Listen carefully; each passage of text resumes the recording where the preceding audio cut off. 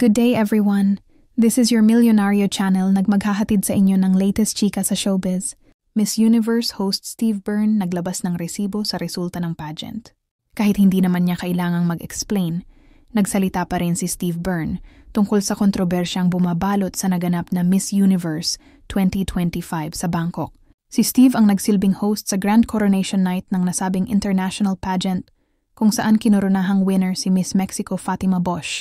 Sa isang video na ipinost niya sa Facebook, sinagot ni Steve ang mga tanong ng pageant's fans tungkol sa Miss Universe 2025, partikular na ang kinukwestyong pagkapanalo ni Bosch.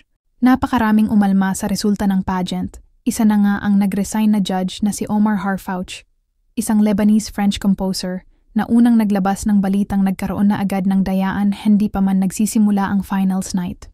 Sa kanyang FB page, nagpost si Steve ng litrato kung saan hawak niya ang papel na naglalaman ng resulta ng Miss Universe 2025. Aniya, hindmali ang pagbasa niya sa winners. I didn't read it backwards. I definitely didn't make up my own winners. I wouldn't even know how to judge the criteria. I'll be honest, when I was watching everything unfold, especially in the final 5, I thought Miss Côte d'Ivoire was going to win. That's who I thought was going to win. Miss Mexico won, so congratulations to her. Explica pa ng host. Knows din ni Steve na malaki ang pressure ng pagiging host ng Miss Universe dahil sa nangyari noong pagkakamali kay Steve Harvey. So I hope I did a great job. I had a wonderful time doing it. It was an honor and a privilege and a thrill to do it. And I'll tell you the best part about it, meeting all 120 of those women, because they were fantastic. They were so gracious. They exemplified such poise, and they were awesome. Ang pahayag pa ni Steve. Samantala, Miss Universe 2025, Fatima Bosch bugbog sarado sa Pinoy pageant fans. Ayaw tantanan ng mga bashers at Pinoy pageant fans ang kinoronahang Miss Universe 2025, ang representative ng Mexico na si Fatima Bosch. Marami ang sumang-ayon na isang fake winner si Miss Mexico at dapat lang na ibalik niya ang kanyang titulo at korona sa karapat-dapat na kandidata. Grabe ang natatanggap na hate comments ng beauty queen hindi lang mula sa mga Pilipino, kundi maging sa iba't ibang bahagi ng universe dahil nga sa hindi makatarungang pagkapanalo niya na umano'y dinaya ng Miss Universe organization. Nagpost si Fatima sa kanyang X account ng isang video kung saan mapapanood ang highlights ng naging performance niya sa Miss Universe 2025 na ginanap sa Bangkok, Thailand last Friday. Narito ang ilan sa mga nabasa naming comments mula sa mga galit na netizens. Congratulations, very well cooked. Bakit hindi kasama yung performance ng pagsagot mo kay Nawat? Done reporting. Thanks for posting. It reminded us that you were truly supposed to be the 4th runner-up. We know what we saw and heard from your answer, and no one can convince otherwise. Not crown-worthy performance. Parang nagahamon naman ang boxing lakad mo. My full comedy show. Full cooking show. Yung walk niya na parang nanghahamon ng away sa kabilang barangay. The Miss Universe now truly loses its purpose and credibility. There was no transparency of the computation of results. This is by far the newest, most controversial and scandalous Miss Universe episode of all time. The crown can be bought. The pageant itself can be cooked. At para sa ating huling chika, Vice Ganda hindi kilala pinaaral na scholars. Matagal ng katuwang si Raytan. Hindi kilala ng phenomenal box office star na si Vice Ganda ang mga estudyanteng pinapaaral niya bilang scholars. Namit lang daw niya ang ilan sa mga ito dahil talagang pinupuntahan siya sa studio ng It's Showtime para personal na magpasalamat sa kanya. Say ng TV host comedian, minsan may darating sa Showtime after pag commercial o kaya after live. Tapos kakausapin ako, tapos magte-thank you, magpapakita ng certificate or ng diploma. Okay. Kasi hindi ko sila personally nami-meet. Ayoko din, kasi ayokong ma-attach. Tapos ayokong sumama yung loob pag yung hindi nabayaran yung tulong. Kasi, may mga ganun din eh. Meron din kaming tinulungan na tinulungan mo na nga. Hindi pinahalagahan. Yung ibinagsak pa yung pag-aaral. Binigyan mo ng baon. Binigyan mo na ng pang-tuition.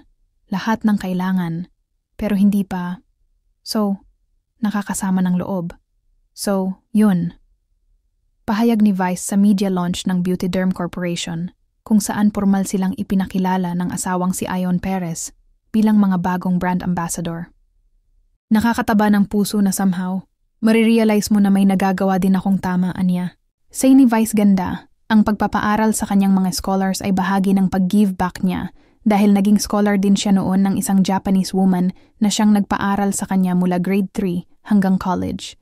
Ang pangalan daw nito ay Noriko Tokura at alam daw niya ang address nito sa Japan dahil weekly ay nagpapadala siya ng sulat dito.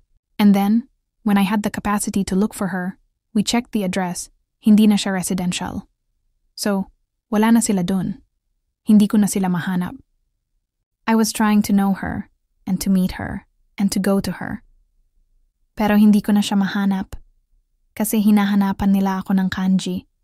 Kasi sa Japan maraming magkakapareho ng pangalan. So kailangan ng kanji, yung sulat. Kasi sa sulat daw nila malalaman kung sino yung Noriko Tokura. Syempre nung bata ako, nakatira ako sa squatters area, laging sinusunog yung lugar namin. So, wala akong nakip na letter niya. So, hindi ko ma-prove kung sino yung Noriko Tokura na nag-sponsor sa akin sa school. Kaya hanggang ngayon, hindi ko pa siya nami-meet. So, ganun yung na-experience ko sa kanya, kwento ng komedyante. So ngayon, parang ako din, feeling ko, hindi ko na kinakailangang ma-meet yung bata. Hindi ko kinakailangang pasalamatan niya ako ng personal. I just need to send out help, and that's it. Kailangang isend ko lang yun sa mundo, at hindi ko na kinakailangang babalik siya o kung paano siya babalik. Anya pa. Samantala, hindi pa man siya opisyal na brand ambassador ng Belle Dolls ng Butederm, ay matagal na silang magkakilala ni Miss Ray dahil sa pagtulong din nito sa scholarship program ni Vice. Nagsimula si Miss Ray sa 3 scholars ni Vice na tinutulungan niya at matagal na raw silang nagpa-partner sa iba pang pinapaaral nila. Hindi ito pera-pera lang. Dahil kahit walang TF, nagtutulungan na po kaming 2. Nakakatuwa na bonus na inofficialize namin ang partnership namin. Wala kaming kontrata. Wala kaming anything. Pero nagpapapicture ako sa harapan ng logo ng Butederm. Nagpo-post ako sa kanya. Lahat ng maraming activations ko ang sinusuportahan niya kahit hindi kinakailangang pagsigawan yung pangalan ng Butederm. Just so grateful, ang daming bata at ang laking bagay sa edukasyon ng Pilipinas yung ginagawa mong pagtulong. At salamat dahil ginagawa mo akong instrumento dito, and yun lang, ani Vice. Ayun naman kay Miss Ray. Actually, ang scholars namin ni Achi, pa 3rd year, pag-graduate na sa wakas. Talagang pinag-pray namin to, tapos nagme-message kami. Ano na Chi? Kasi Achi din ang tawag niya sa akin. Ganon kami ng ganon. Kasi busy din siya, nagkataon dami shows abroad. Tapos sabi ko, bakit paurong ang paurong na eksakto birth month ko pa? Kaag si Lord talaga gumawa ng way. The Lord is always on time. Dapat naniniwala tayo sa timing na yon, sabi pa ng CEO at President ng Butederm. At iyan ang ating latest chika. Stay tuned lang sa Milyonaryo Channel for more. Thank you for watching.